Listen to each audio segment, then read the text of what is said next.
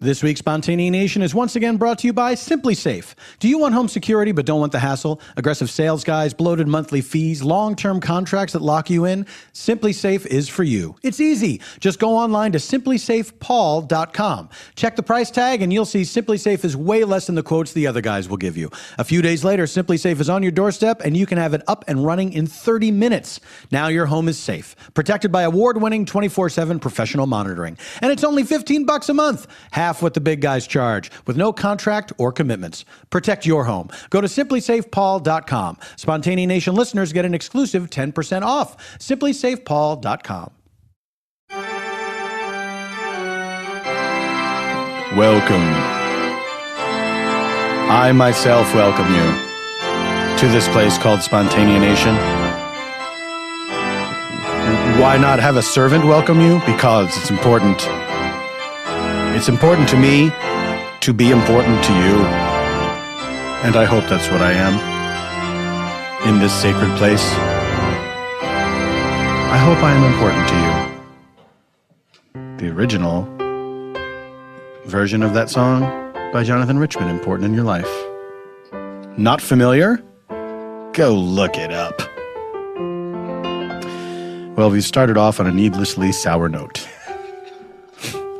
Paul, when are sour notes needful? Well, I'll tell you. Sometimes you need to ruin a wedding. Not because you're in love with the bride or the groom and you want to stop their union,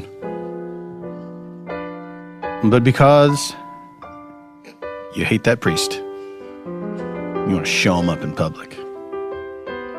Maybe you're a rival priest from another parish. You're like, I don't like the way this guy marries people. He doesn't make it enough about God. Makes it too much about love. More God, less love.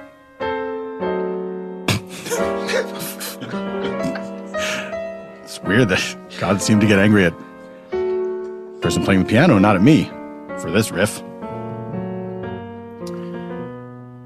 Do you think God is bored by weddings himself? Like when there's a wedding that has a mass attached to it. And if you are Catholic or you have Catholic friends, that's a big question when you're invited to a wedding. Is it going to be the full mass? Yes. Ugh. Here's how long weddings should last. 5 minutes. The end. Here's how long marriages should last. 1,000,000 times that. I'm old-fashioned, but also I hate long ceremonies. The great thing about a mass wedding, though, is that it counts towards your holy day of obligation. So, if it happens on a Saturday, you don't have to go to mass on Sunday. Just went, had communion and everything. The more I outline all the ceremonies involved in Catholicism, the crazier it sounds to me. I remember the first time I went to a Catholic wedding with a non-Catholic friend of mine, and they had never experienced the Catholic Mass before. And the person kept turning and looking at me with big eyes like, was this always a part of it? And I had to say, yup. That dude is always dressed like that every Sunday. What do the robes mean? I don't know. I think I was told when I was too young to retain the information. Probably also the time I was deemed at having arrived at the age of reason. And so I went through all those ceremonies, confirmation and confession. I forget what confirmation is. I do not remember. It was a huge deal. That was a big ceremony where you were given a new name, not like in place of your old name. That would be weird. That would be weird if they changed your identity. Now your name is Joseph, and you have a new job. What? I'm in 4th grade. You got 30 minutes to get out of here. They're after you. Run. Where do I go? Anywhere but here. Joseph, you're running out of time.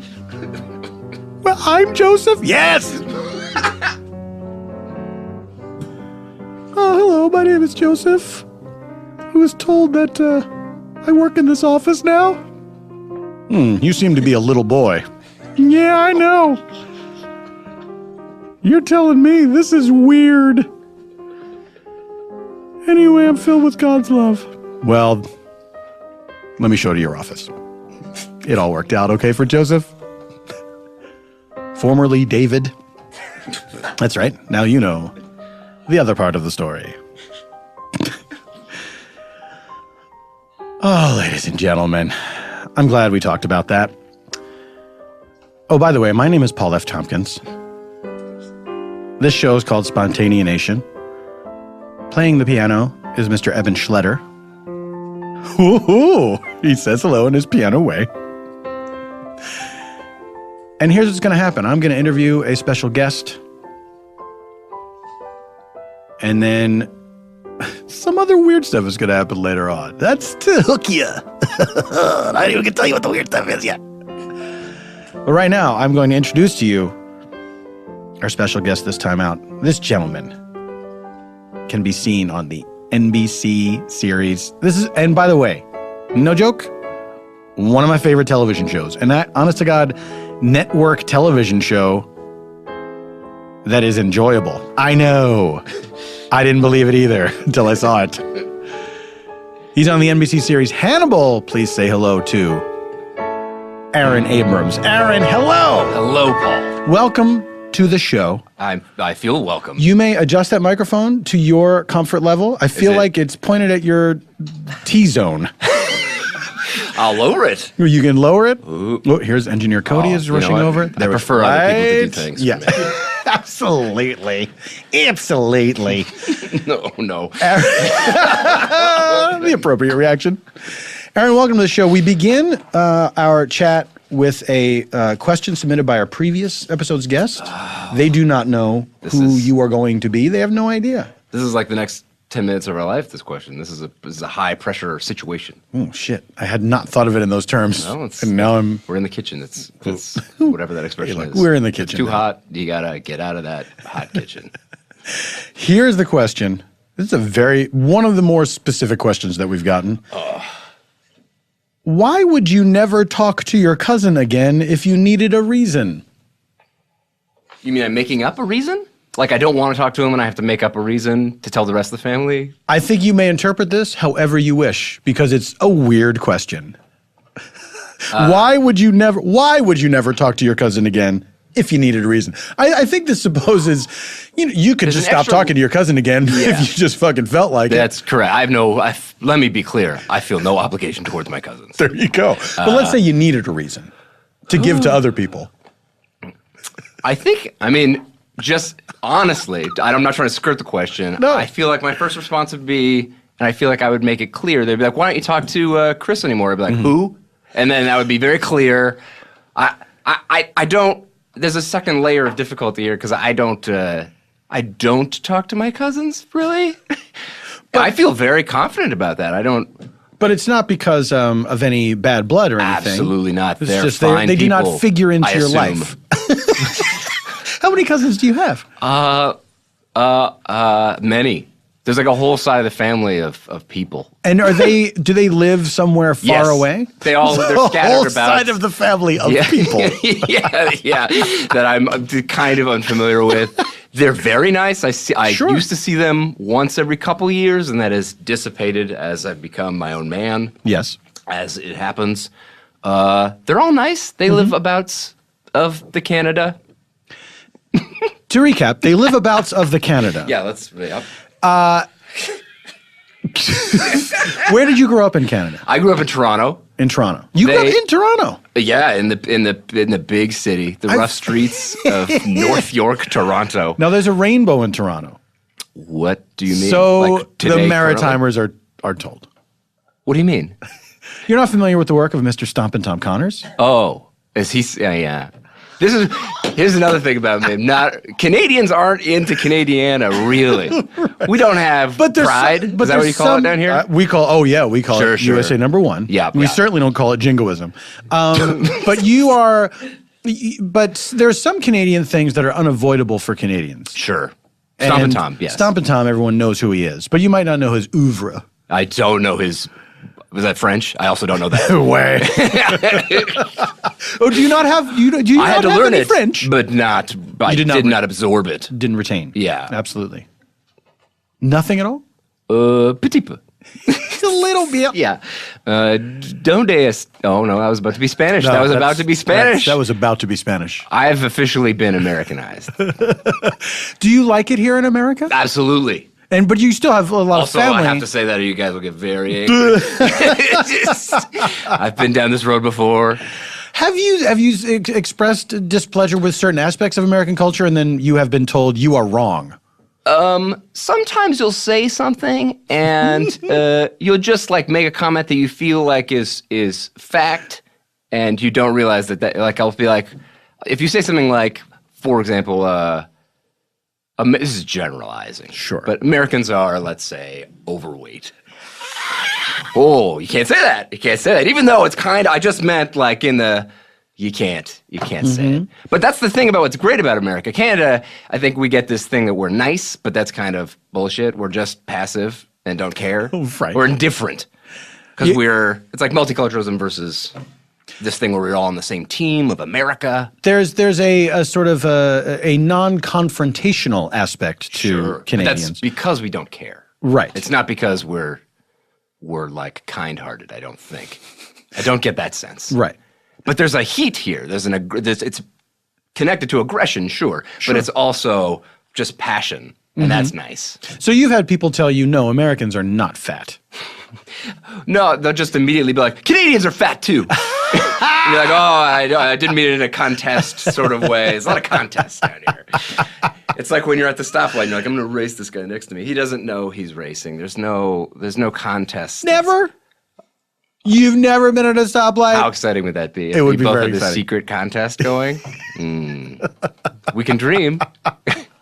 So your cousins are where? Are they all spread out over Canada? Yeah, they're all spread out. One, like occasionally you hear drips and drabs about them, and you're like, what? Like the last thing I heard was he was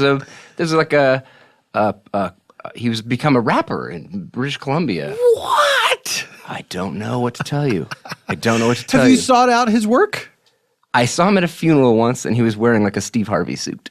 And I think I said greetings.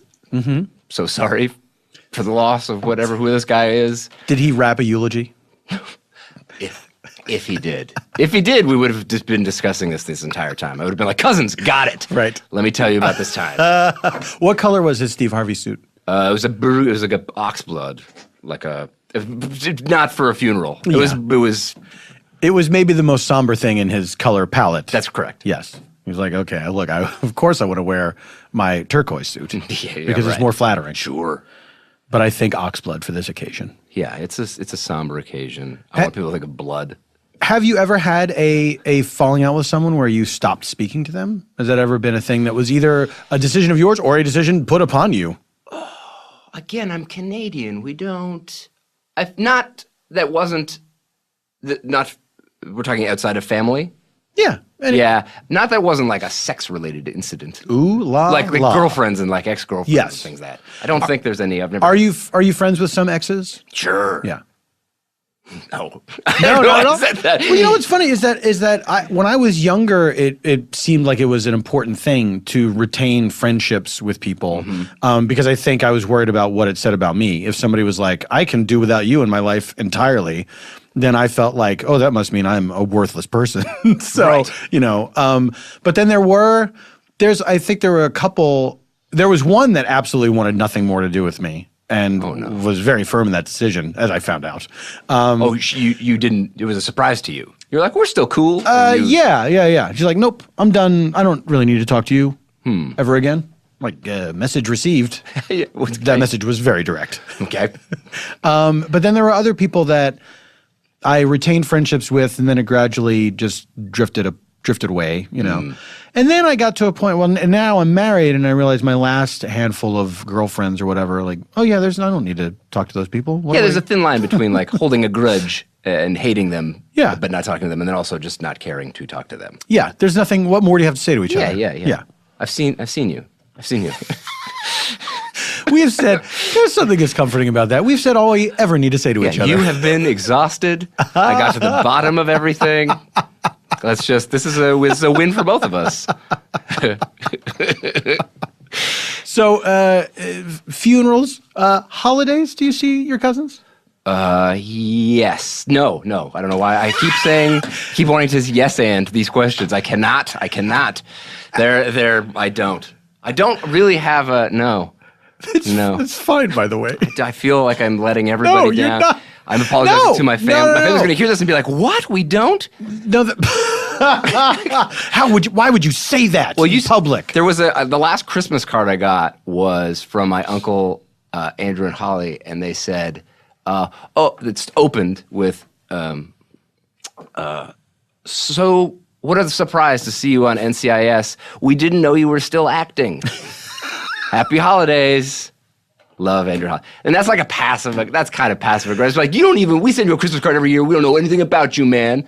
Oh, so it's beyond just like a thoughtless insult. Yes. It is pointed. Yeah, I thought. They are trying to send a message. Yeah, they send me a Christmas card every year. I've never sent them a Christmas card.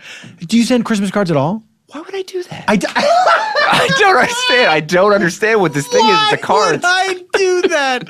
I never did it, and then only recently have I thought, like, I guess because I like other people's Christmas cards when they send them, and it makes me think, I should do that. That's why you shouldn't like them. Look, they immediately instilled obligation in you. You're like, I feel bad. But it doesn't feel like an obligation so much as this is impression. This is a nice. No, that's. I thought you were playing a recording of my voice. I'm Paul. Hey, why don't I send Christmas cards? Is that what I sound like? Yeah, jingle bells, etc. Well, that's obviously what I write on the inside of the card. Jingle bells, etc. But my wife and I, this past Christmas was the first time we had a Christmas tree. Because we moved into a new house and we have space and we're like, hey, let's get a Christmas tree. Well, and also we travel for Christmas every year. We go to see her family in South Carolina. And so we never thought about it because we thought, well, we're not here. But then we kind of realized, well, we're here for most of the month and a Christmas tree is a nice thing. Yeah. Let's get a tree. And it was the best. Ugh. And then I thought, well, we should have a picture. We'll take a picture of ourselves in front of the tree, and that'll be our Christmas card. I don't want to sound like a Scrooge. I love Christmas. I just don't. That does not sound like Scrooge at all. Okay. He was like the opposite of that. I just meant like my non-Christmas card sending ways are not about like an anti-Christmas stance at all. They're just, I don't care about other people's stance. Do you like to receive Christmas cards? I think they're okay. I guess. I don't, not from, no. I mean, I guess. Like rating it as an experience. Like, I think it's okay. I think it's like a 4.5 out of 10. It's below a D. Are there things like that you do not participate in that you do feel kind of guilty about? Religion in general, it has that embedded. Like my parents were. My mom was Catholic and my dad was Jewish, and so they sort of were like, no, you don't have to. You decide. And we tell that to a 5-year-old, he's going to be like, baseball, man, baseball. I don't want to go to either of those things. I don't even know what these things are. And then when I was 12 or 13, I was around my grandparents' play, and we used to do like whatever it was, Rosh Hashanah, or I chose baseball. We would have to read the prayers out of the book. Right. But it had the Hebrew like in English. Like they were and they were like, where's the invites? How come we haven't got the invites yet? My dad was like, to what? And he was like, to Aaron's bar mitzvah. And he was like, oh, you haven't got that yet? And I had to do like a crash course of Hebrew that to get a bar mitzvah for the grandparents. Because your parents had no intention of giving you a bar mitzvah. None. And they totally slipped their mind that somebody else might care about it. That's right. That's exactly right. And so I learned it. I went to the guy, this rabbi who was so mean, and he was so angry that I didn't know. And he had a tape recorder, and he would tape record my It's certainly homework. your fault, by the way. Exactly. Like, wait. He threw books at me. I remember that. He would like throw. It's like whiplash. Yes. Not my Torah. Yes. Oh. That's Dumb. great. No, it's not. I It's not. loved it. Oh, we'll cut this out. So he would tape record the homework because my parents didn't know how to speak it either. Right. These readings, and I said, just tape record the Bar Mitzvah speech for me so I can. And then I never went back. I just remember, like, phonetically, on my tape recorder. And then I went up there the day of, and they put the robe on you, and they put the things. There's like a cube. The cube. There's a cube on your head. Yeah, there's a cube involved. It's a What? wooden cube they strap to your head. What? Telling I've you, never get heard of into this it. before. Get into it. There's some stuff. There's some weird stuff happening. Imagine you don't. You're like me then. You show up and you're like, we got to strap this. There's a leather strap with a cube on your head. A wooden cube. And they unroll the Torah, and there's like a pointer they hand to me. Does it have a little hand? A little hand on the end of a stick? It looks like a pointing finger. witch's like something you put in a cauldron. And I go, what's this for? And they're like, oh, this is you point to the words that you say when you say them. And I say, I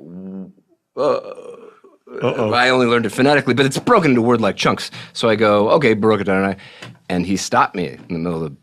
If I had one bit of respect for this religion, if this is the thing I feel guilty about, if I had one bit of respect for this religion, I would have known it does not go left to right; it goes the other way. No. So I didn't even know that. And he stopped it, and he walked out.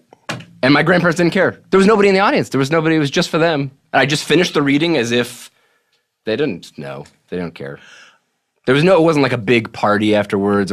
Nobody else was invited. It was literally literally just a ceremony for the grandparents so they could see it happen. Yeah, it was like essentially it was a cardboard cutout set of a bar mitzvah. They were trying to trick my grandparents into believing.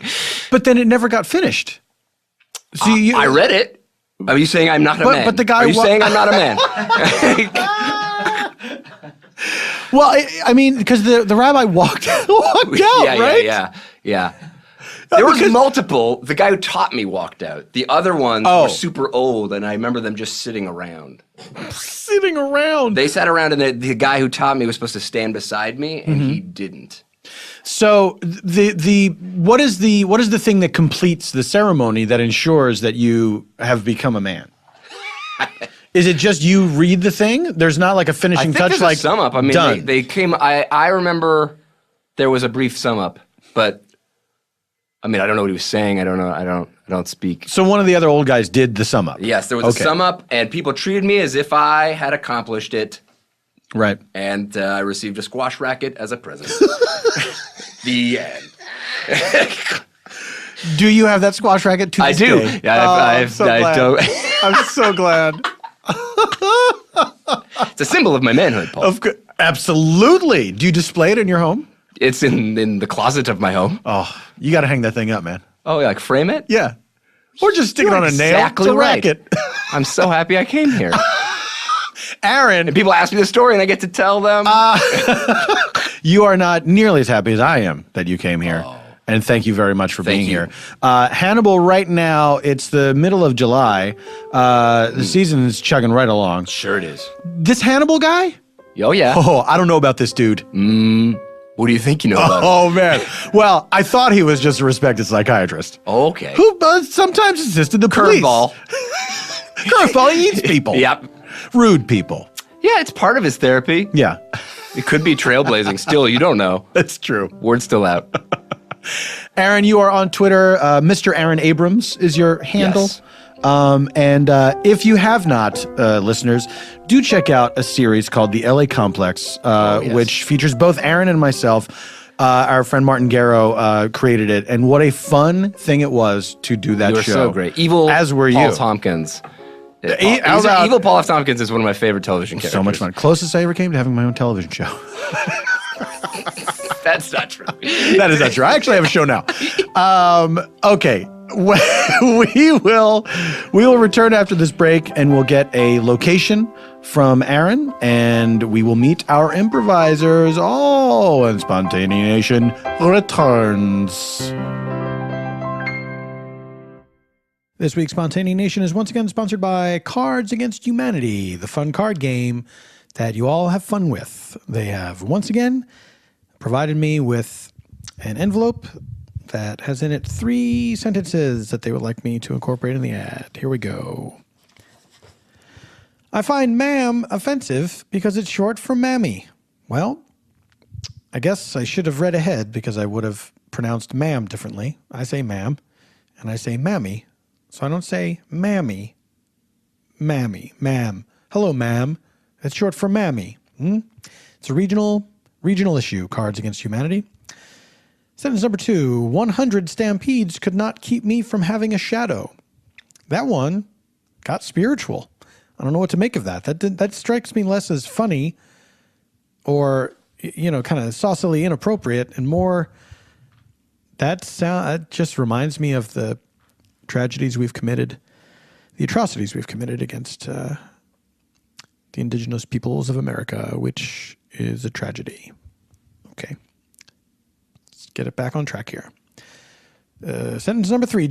I said, do not help old people cross the street. You're enabling them. Well, the only problem I have with that one, I guess, it's fun, right? But I think it's 2 ends in enabling. Otherwise, wonderful penmanship, whoever wrote these out. I don't know if it was someone at the Cards Against Humanity HQ or someone here at Earwolf, but really nice. They make a G where it's like a little sort of oval and then a tiny little dot or dash and then a curly Q underneath. It's really lovely. It's not as pretentious or showy as calligraphy, but it's more than just printing. Someone is going the extra mile, and I appreciate that. Anyway, Cards Against Humanity, I guess? Go buy it at the store.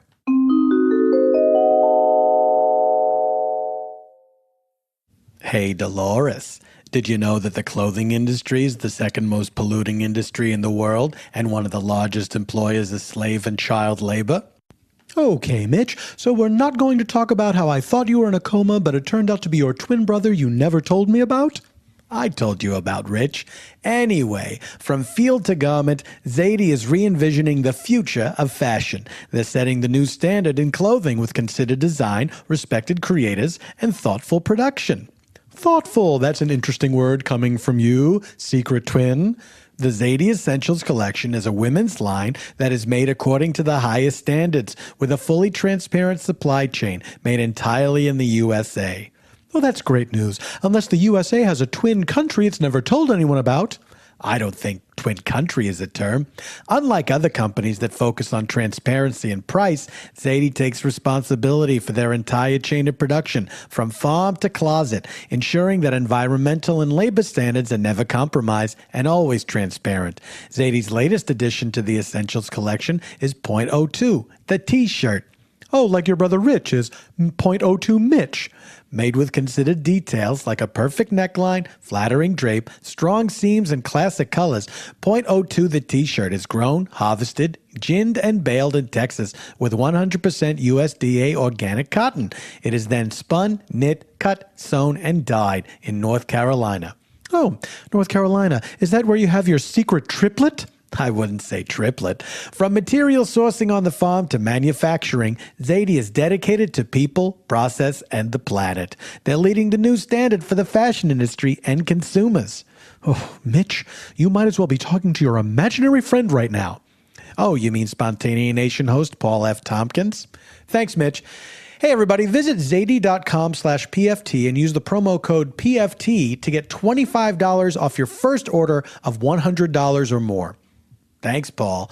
Dolores, maybe I could use the discount code to buy you some clothes. Mitch, that's only the beginning of you making this up to me.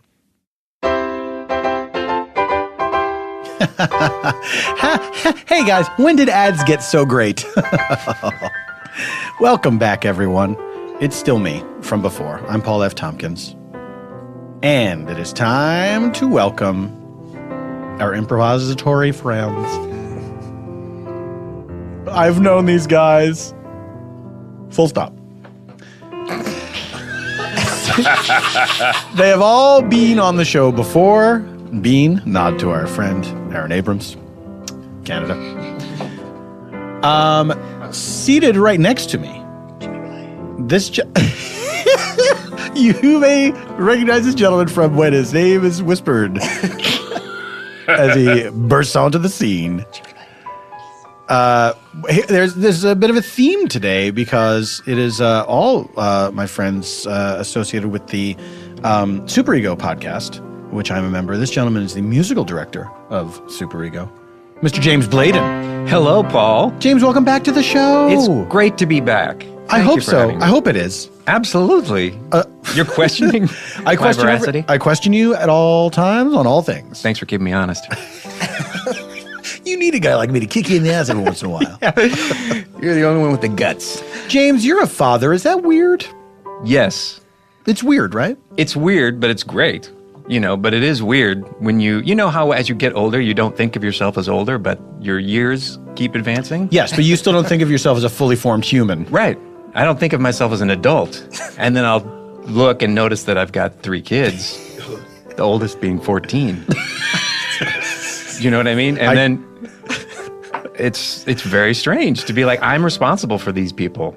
Do you guys have heart-to-hearts? Yes, we do. Nights where you get together and watch Heart-to-Heart? Yes. That's what I meant by that, of course. I take care of all of them. My name is Max. What a gamble it was hiring an actor that old to be on your hit TV show. That was Lionel Standing. Standish. No, that can't be correct. Lionel Standing? Not Standing. What is it? Lionel something. Stand something. Stanmore? No. Oh, okay. Well, I know what you're it's not. very clear what it's not. Yes. Lionel something. Lionel Something with stand in it. Standhorn? Standhorn? No. Okay, That's well, no one's name. You seem very confident. My in that. apologies to anyone out there listening who has the surname Standhorn, but I'm not buying it. It's not Standish. I don't think it's Standish. I could be wrong. Hi, my name is Max. When they met, It was murder. That's right, I think murder. it was more in New York. They were fun. They were fun, heart to heart. That was a good show. I'm done talking to you. Bye, Paul. See? Over there, all the way over there on the other side of the table. Matt Gourley. He is also from the Superego podcast. He is also my friend. He is not also named James Bladon. He's got a different name all to himself. I wish I were. Do you wish that? His name is Matt Gourley.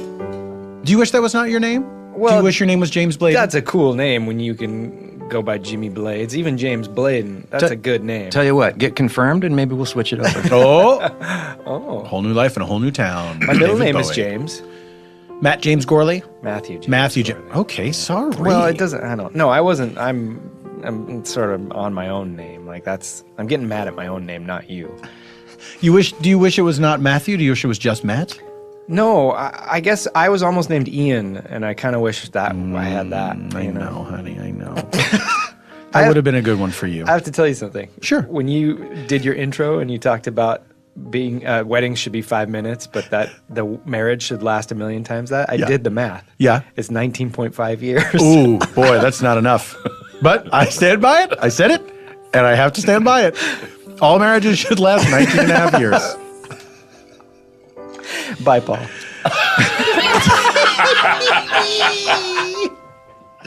Turnabout is worm play. This last guy, what can I say about him? His name is Mark McConville, and I'm looking at him. That's probably about all you need. Mark, hi. Hi. Welcome back to the show. My name would have been Nina if I was a girl. What? Nina? Do you guys know Not your name? Nina? Oh my God. Nina? This is true. We had a relative in our family. She was the 9th child, and they were so sick of coming up with names, they just put an A on the end of 9. Nina. And it was spelled Nina. Like, you'd think Nina. So if I was a woman, I'd be spending a large portion of every day explaining to strangers how to pronounce my name, and that is not a life for anyone. Name your kids normal shit. Yeah. That's what I'm saying to you. Well, name them things that are easily spelled and easily pronounced. Let's not have any questions. Yeah. I mean, it's like, I get if you want to... You can have a cool name. Just Yes. name your kid Falcon. Yes. There's no Ooh. doubt what that word is. I like that. All right, is that what you're going to do? Probably not. Bye, Paul. Oh, that was very Too fast. soon? Too soon? Too soon, man. Now you've met these guys. Let me explain to you what we're going to do with them, towards them and at them.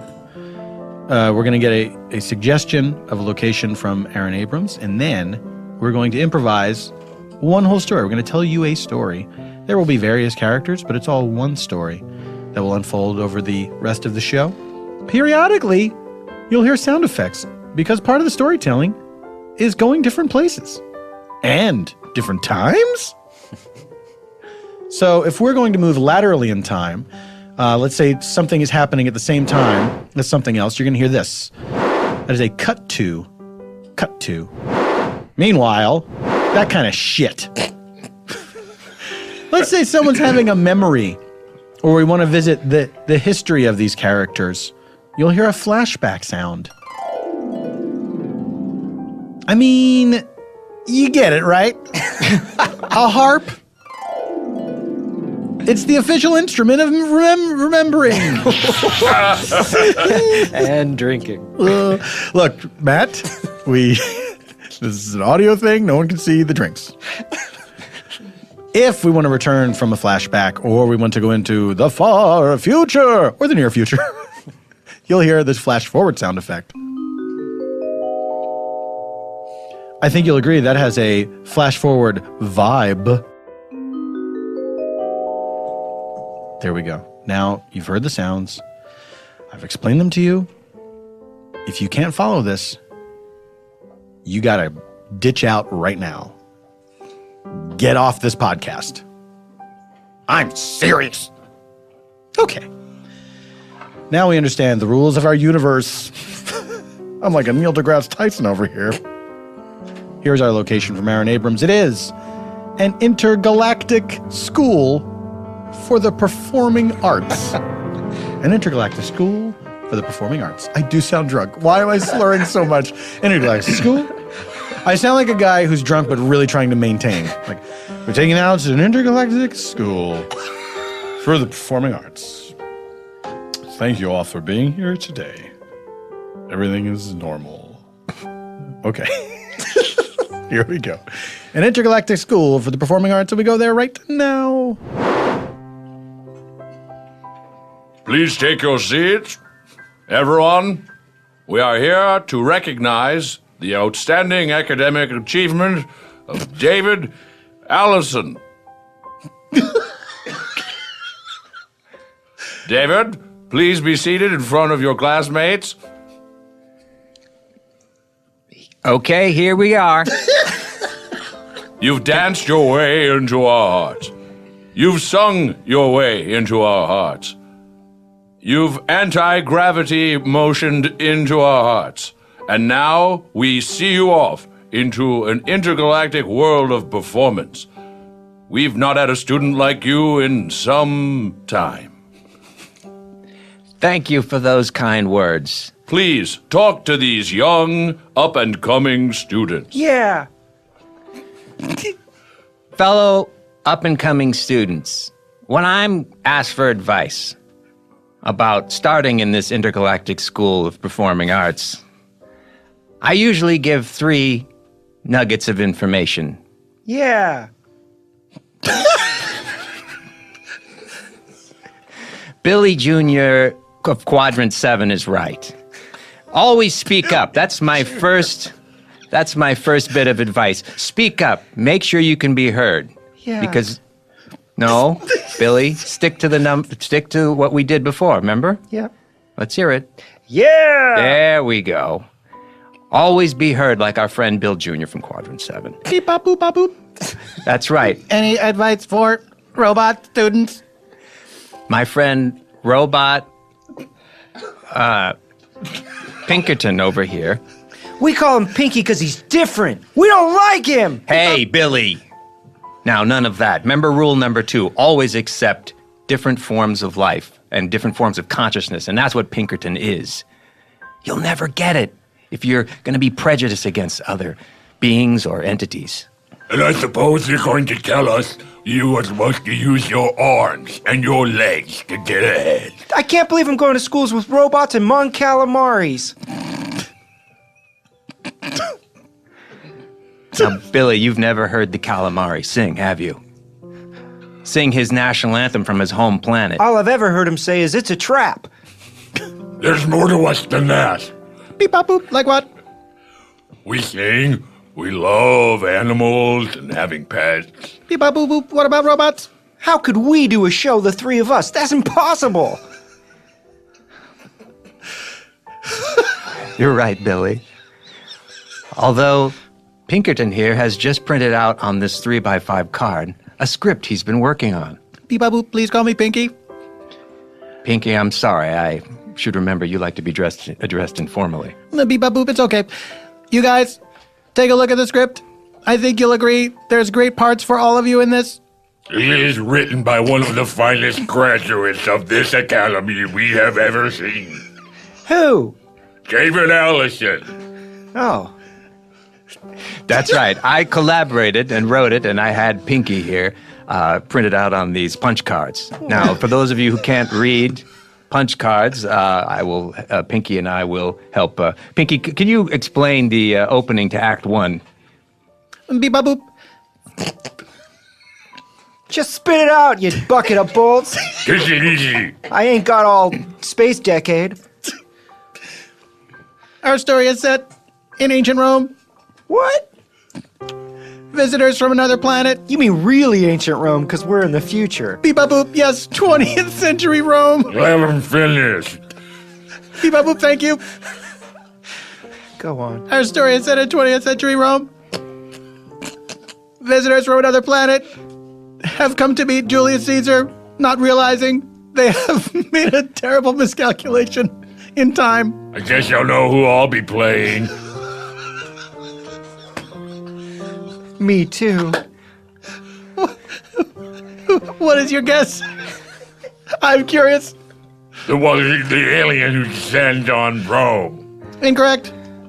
What? You will be playing the role of beloved clown Roberto Benigni.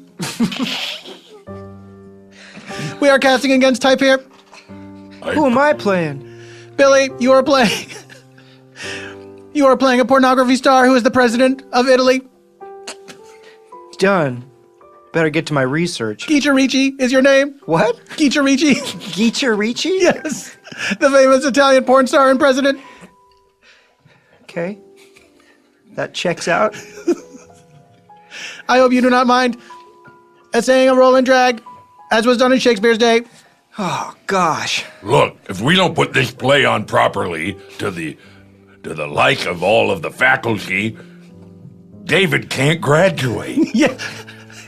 Beep, bop, boop. What a weird rule. It's like his senior thesis.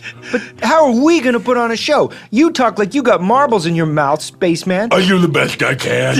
And Pinky, you couldn't have emotion if you tried. And acting is all about emotion. Why, look at me. I'm angry and bigoted. Beep, bop, boop. I long to have what you humans call emotions. Oh, this again. Okay. David, what are we going to do? Billy, I think there's only one Billy thing. Jr., please respect my father. God damn it. Sorry, I forgot you like to be addressed formally. Yeah. William Jr., Well, your father was, well, a mentor to me. I always respected him, and I think he expected that we would put on this play with as much speed as possible. He was all about doing things as quickly as possible. So let's start this play off. I'm going to be playing. What role are you again? Let me look at the I'm script. Geeker Ricci. Geeker Ricci. Right, and I'm one of your. A porn star lady president, right? Correct. Yeah. That's right. So let's take it from the top. Pinky. Beep, bop, boop. Are we doing a read-through? Yeah, It's going to be a speed through. Should we commit or this? Okay. And save some for the performance. But this is just a real quick, just a real quick speed through. So we got all of our place blocking and everything down. That's space talk for where you should stand. And we got to do this so you can graduate, right? Well, yes. So the stakes are pretty high. That's right. Beep, bop, boop. According to our calamari friend, everyone must like it in order for David to graduate. And they're going to have those little presidential debate meters as they watch it? Yeah. That's Beep, right. bop, boop. They will be hooked up to electrodes. Okay.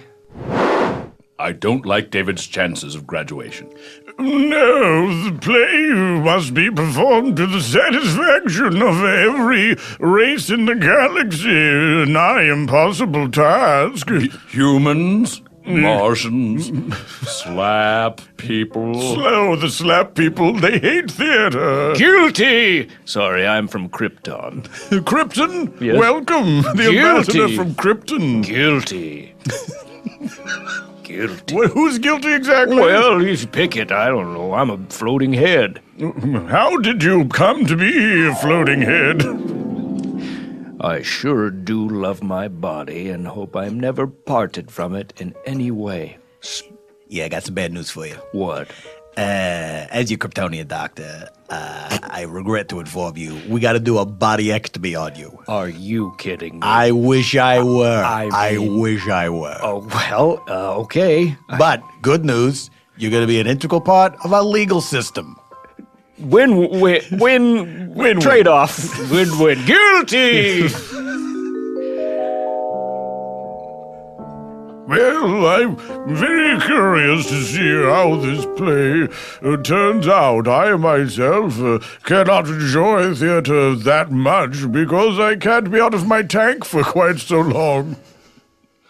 And I hope they're doing Noises Off, the only play I like. I love Noises Off. So funny. It's like a long episode of Frasier.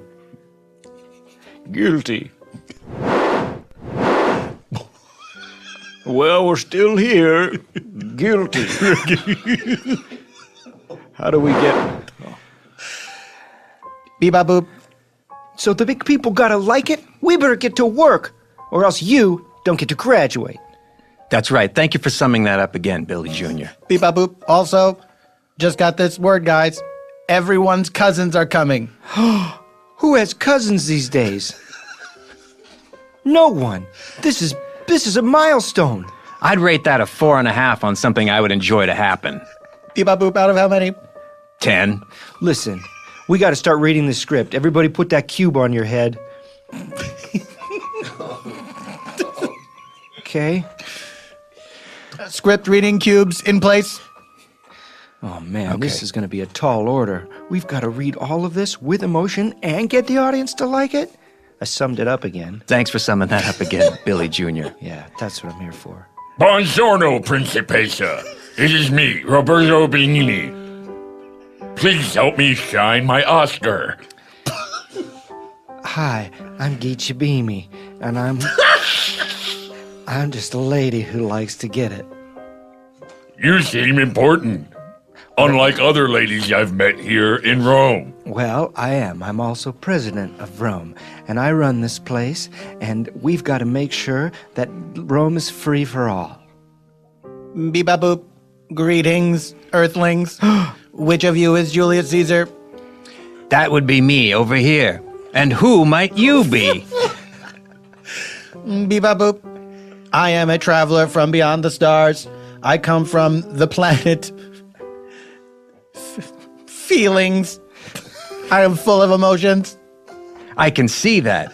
You seem to wear them on your metallic sleeve. Bebop boop. That is merely the material of my space-age jumpsuit. And how are you feeling now? I feel such a complex mixture of emotions. Rage, delight, fear. Rage? But I'm the leader of a sovereign nation, and if anybody attacks me, say a whole group of cosmic senators, why, that would be a tragic ending to this, our play. As a gesture of diplomacy, please take a Blu-ray DVD copy of my film, Life is Beautiful. Bebop boop. Thank you. David, I can't do this. Why? What's wrong? It says in the script I'm supposed to walk over to the alien. I just have these tentacles. I'm not a human being. Bebop boop. Also, why is Julius Caesar in 20th century Rome? It is not explained. The material's garbage, David, is what we're trying to say. Bebop boop. I also think Billy Jr. is not trying very hard. Are you kidding me? I'm the only one that catches the Ionesco-like absurdist references in this play. You gotta go one level deeper, or we're never gonna survive this, people. Bebop boop. You suck, Billy Jr. God damn it. Let's not fight. David, help me. Talk some sense into these amateurs. Guys, Billy Jr. is right. He has summed up my feelings exactly. And you feel enough that I'm ashamed of you, Pinky. Bebop boop. I have no emotions. All right, well, fair enough. Convenient whenever he doesn't want to have them. Guys, I'm just looking at the clock. We've got to start this play because they're all watching now. Oh my God. It was a run-through. David's Bebop, right. Why did we let the audience in? I just looked out the curtain. There's a full house out there. Well, I'm not thrilled so far. There's no telephone, nor are there sardines. This does not bode well. I'm really drying out. I'm ready to give this guy an F any second now, unless this thing picks up. So guilty. Oh no. Guys, it's not looking good. For David, Pinky, Billy Jr., and the Lobster Man. What will happen? Can these guys get it together? And can we? We'll find out when Spontaneanation returns. Spontaneanation is brought to you by Lisa. Hi, this is revered airline pilot Captain Chesley Sully Sullenberger. Lisa has done away with that awkward mattress showroom experience, an experience almost as awkward as the one I had in flight school, where a so-called exercise had several of us attempting to reignite our dying sun. Lisa has created a luxury mattress that is ordered completely online and ships for free to your doorstep, compressed in a box the size of a mini fridge. Now that's just the size. It's not cold. Nor was our sun, it turns out. We learned how to pilot that nuclear shuttle for nothing. The 10-inch mattress comes in all sizes and is crafted with 3 unique foam layers for cooling, supportive comfort. Lisa gives you 100 nights to try your mattress risk-free. And who likes risks? Not me. Not after pulling up on the throttle just in time to avoid being sucked into the heart of the perfectly healthy and powerful star that warms our planet. What a weird thing to get wrong. Their calculations were off by a few billion years. And Lisa is like the Tom shoes for mattresses. For every 10 they sell, they donate 1 to a shelter. That's pretty great. Go to leesa.com/PFT and enter promo code PFT at checkout to get $75 off. But remember, before you lie down in your new Lisa mattress, rinse off all your sunscreen, which you should be wearing, because the sun is fine, and no one needed to almost fly into it with a nuclear payload. That's leesa.com/PFT.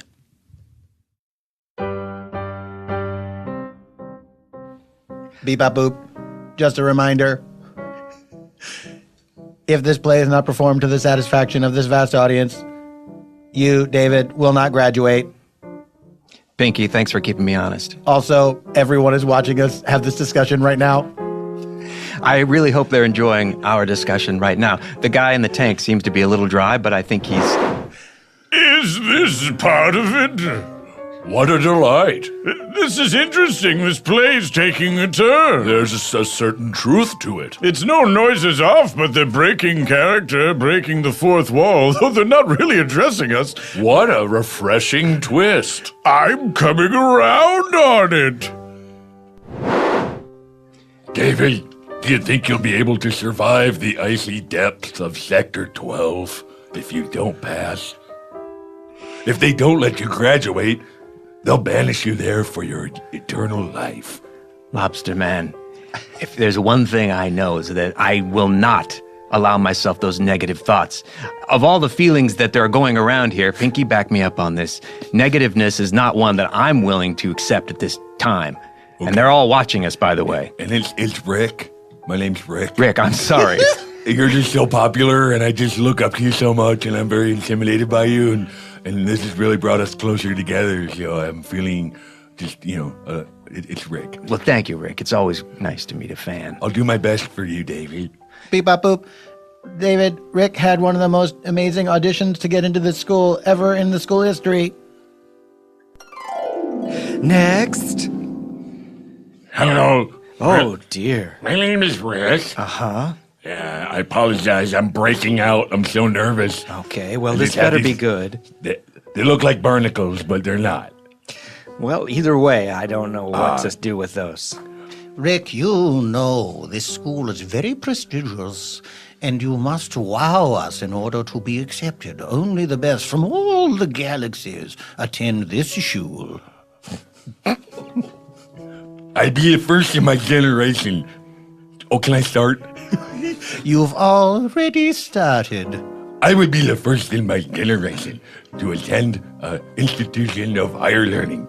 And That is why I'm here today to do this monologue that I wrote in my spaceship on the way here. Stop I've right never there. read a play, Just- and I just saw a movie once. That was beautiful. Hired. Wait a minute, wait a minute. What?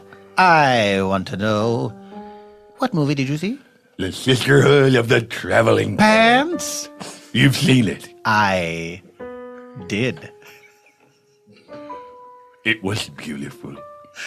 Let us recite the famous closing monologue Oh, God. from the Sisterhood of the Traveling Pants. Together and at the same time, like I imagined. Yes. Well, what a journey it has been wearing these pants together and traveling both hither and yon. We shall never forget this time in our young lives. Goodbye, audience. Don't forget to throw away your popcorn I'm so overcome with emotion. I never thought this would happen to me. It has happened. Welcome to the Intergalactic School for the Performing Arts. Since then, I've seen a lot more things, and it turns out that movie's not the best. David, don't ever say that. Are you talking to yourself?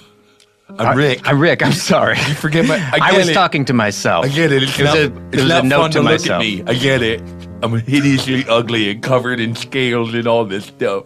What do you two care? You've got it easy. My dad's in the audience, and he's expecting me to be the best. And all my life, I've never lived up to his shadow. And I've got to prove something out here tonight, or I don't go home. Yeah, it's my kid up there. Hey, could you put your shadow down? I can't see the stage. Hey, look, where I go, my shadow goes. Is just the deal. It's just big. It's freezing in your shadow. That's right, it is. You should be grateful because it's hot as hell in this stupid theater. Well, I wouldn't know. All I can do is hear that dumb kid up there. Ugh, hey, that dumb kid is my dumb kid. Ooh, shit, And I'm I sorry. can't stand Sorry, him. fella, sorry. It's all right. Wouldn't want to be you. He's horrible. Is one of your kids up there? Yeah, my kid, Rick. What, the lobster? Yeah, he's half lobster. What's the other half? Me. So he's a half lobster, half you. Yeah, I'm my own race. Only one of my kind. Hey, how'd you meet your wife? Hey, how's it going? It's me. Nice to meet you. Nice to meet you. That's how I met my wife. Wow, that was an amazing opening line. She didn't exist. I self-replicate like an earth frog. Wait a second. Yeah, I know. You're asking, well, how is he half lobster? Yeah. That's why. All right, you didn't ask. You didn't answer the question. Well, it goes like this. Watch me turn around. Half lobster is the other half of my body. Oh, I didn't realize you were half something on the front Yes. and half something yes. on the back. That's my species. Usually goes. I don't know. It's more like an internal kind of. No, thing. no, no. This is literal. Check this out. I'm turning around. So then he's your son. Then your son seems to be full lobster. Yeah, well, you can't control genetics, you know. Nah, I can. What? Oh yeah, didn't I? tell you? So I didn't have to have a weird lobster kid? No. You could have just stepped into my booth. I'm kind of a look. A booth? What is this, a craft fair? I'm kind of, no. I got it's like a booth that you step into. It's not like a table with a fucking tablecloth thrown over it says All crafts. right, buddy, don't get charged.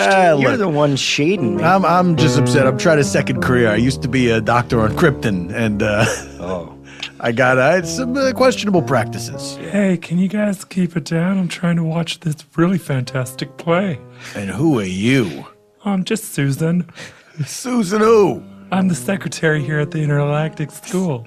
What the what? Yeah, what? The Intergalactic School. That's not what you okay, said. so- That's not what you said. What did I say? You said, It's hard.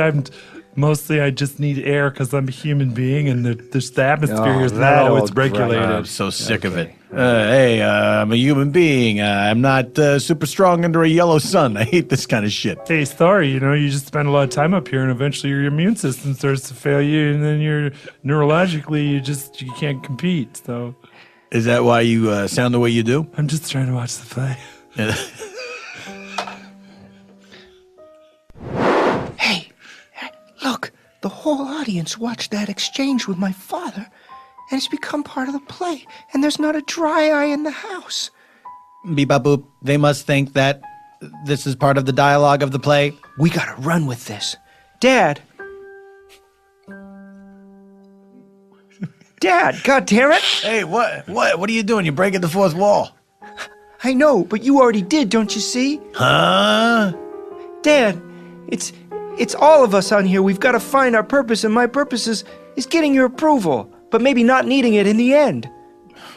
Son, I don't know what to think. I'd always wanted you to live up to my shadow, but now it feels like maybe that's not so important. Maybe it isn't, but maybe it is.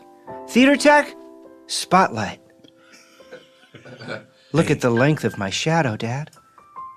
Son, that's an even bigger shadow than I've been carrying around this whole time. That's right. But you know what I'm gonna do? No. Theater tech, turn off the light. I don't need the shadow, Dad, because I'm on the bright side. My name's Bob, by the way. Why'd you name me Billy Jr.? No. What? That was the theater tech. Oh, God. Well, he sounded a little bit like you, Dad, to be fair. I don't think so. He doesn't think so. Where were we? Anyway, here's the upshot. You're a great kid. I'm a terrible father. A worse doctor. And a pretty good audience member, as it turns out. I was in the play. Thanks, Dad. All right, so we're resolved here? Yeah, our Okay. story's resolved, but there's two others that need to be resolved. Oh, that's true.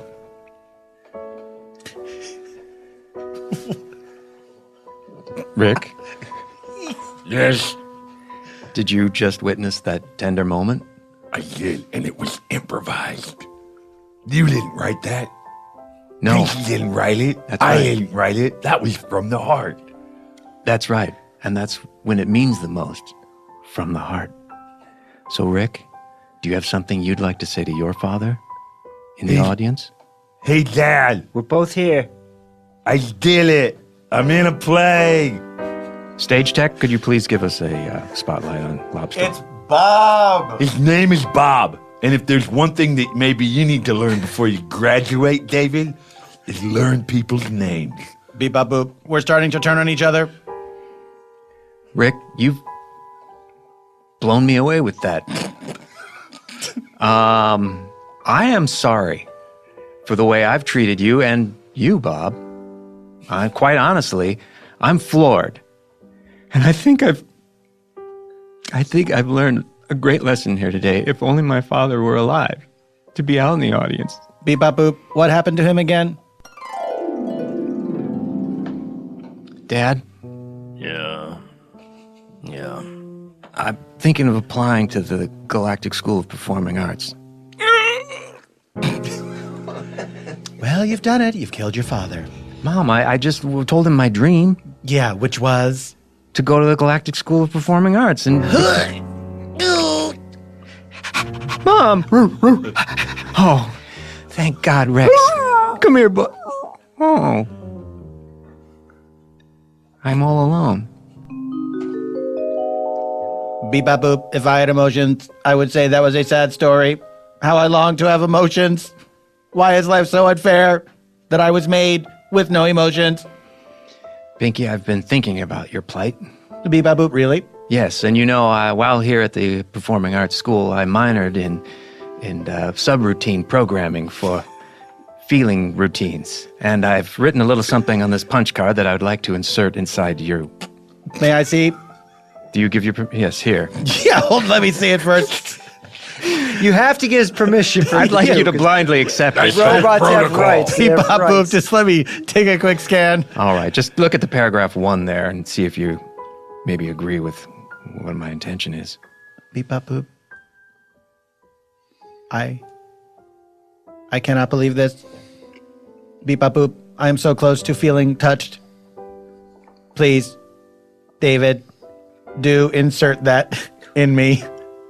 Okay, where does it go exactly? It's like this slot here under my arm. Under the flap? It's, well, yes, under the flap. Okay. All right, just tell me if this is uncomfortable at all. Okay, and there it goes. Beep-bop boop. What is happening to me? Such a flood of... Can it be? Yes, let it go. Let it out. Emotions?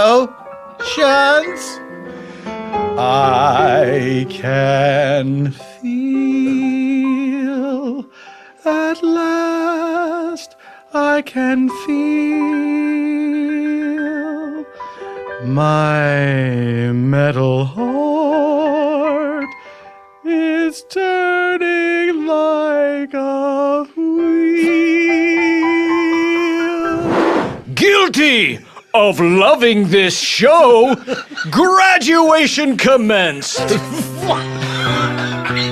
Beep, bop, boop, that's my boy up there. And I couldn't be prouder of him. Unless I had that program, and then I probably would be prouder. Oh, IG-71. Our son is a true feeling star up there. Beep, bop, boo. He sure is, dear. Let me ask you something.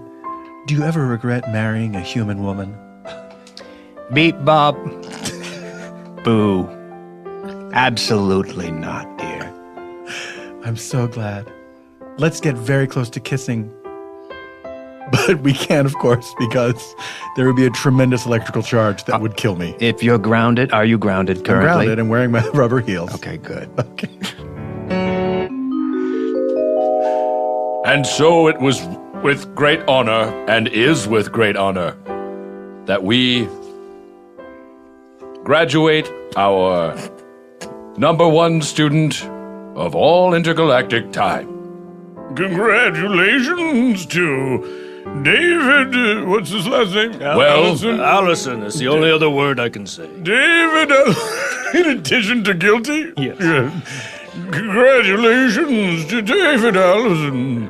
You are a student that we all should admire. And in compliance with the intergalactic code, we will now change your name. Your name will now be Patrick Wilson. We are sending you to planet Earth in the 20th century to begin work as a playwright and actor. You are our finest student. I also want to talk.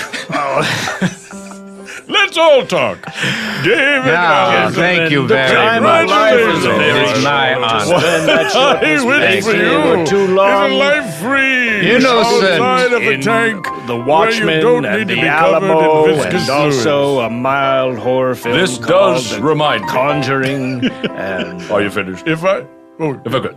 Angels. of We are to do the intergalactic incantation to send our new acting friend to his new destiny. Yes, our new In the acting friend. in the language of the ancients.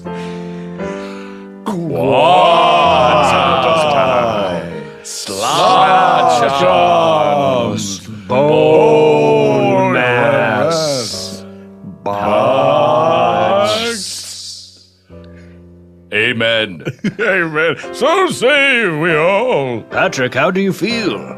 How do you plead? Guilty Well of done. loving too much. Well done. Well done. Wow. They did it, you guys. That ragtag group of intergalactic acting students. You had a lobster man. You had a human bigot. You had a robot. You had another Earth person. They all came together and taught us all a lesson about graduating? We'll never know. Thank you very much for listening, everyone. Thank you to my guest, James Bladon. You are James Bladon on Twitter. Yes, that's right. What about the other platforms? Instagram, you ever get all up in that? Not a once. It's fun. You'd like it. Sell me on it. Sell me this Instagram. Do you like looking at photography? Nope. Well, I have failed as a salesman. Matt Gourley, Hello. what do you want to tell these goddamn people about? Well, by this point, Mark and I have broadcasted the play-by-play of every Pistol Shrimps basketball game, having no knowledge of real basketball. The season's probably over, but the podcasts are there for your listening enjoyment. Yes, our friend Amanda Lund, who is one of the Pistol Shrimps basketball team. Yeah, our friend. All right, that's... Try girlfriend. She's not our girlfriend. Our girlfriend, Amanda Lund. She's one of the members of the Pistol Shrimps basketball team. And you guys, now, Mark, you know something about basketball. I'm a sports fan, but of the 4 major American sports, basketball is the lowest that I know the least about basketball. Right. But you guys, you give it the old college try. That's right. And you follow the game as best you possibly can. Yeah.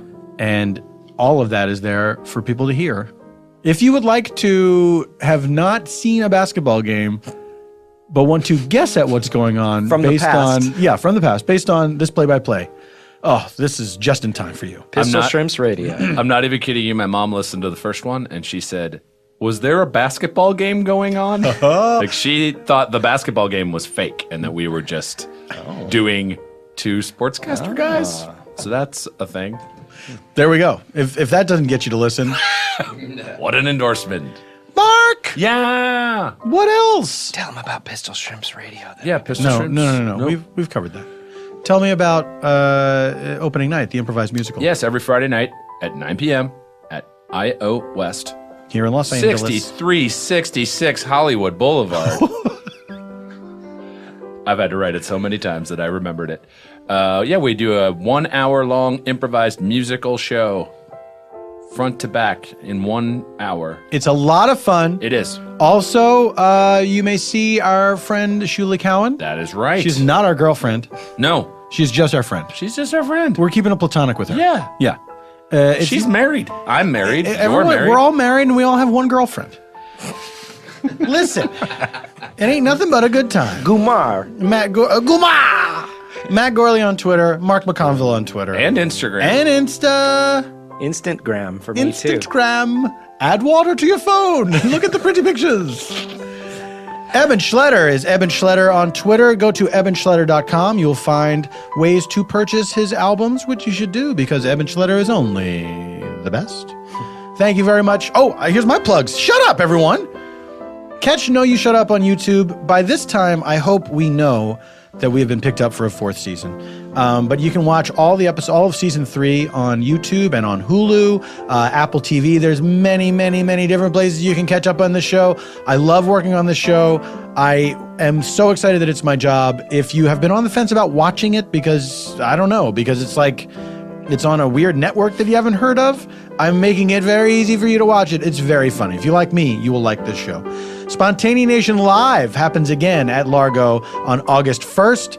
These shows are so much fun. So much fun. Do yourself a favor if you're going to be in Los Angeles around August 1st. Buy yourself a ticket and come see it. It is this podcast that we do, but we're up on our feet. We're moving around, and you get to see it all happen right in front of your face. The sound effects, it's the same thing. Sometimes it's difficult to make them happen. But it's a lot of fun. If you like the podcast, do rate us on iTunes and other things where you can rate podcasts. Any little bit helps. If you'd like to leave a review somewhere, let me tell you what to write. I'll make it easy for you. Here's what you write. Man, oh man. What was I doing with my life before I started listening to this podcast? I was probably a racist. Now I'm not anymore. Thanks, Spontaneanation. You have made me a decent human being. Write that word for word anywhere that you can leave podcast reviews. For all my live dates, go to paulftompkins.com/live. Thank you to Earwolf for hosting this podcast. Thanks to Engineer Cody for engineering us all the way to the end of the show, which this is. Guys, you are all wonderful. Goodbye forever until next week. Semper in presenti!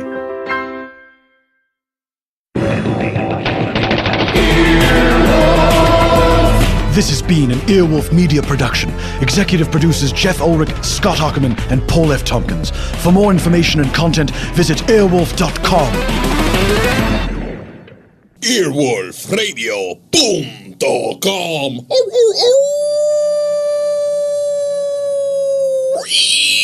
The wolf dead.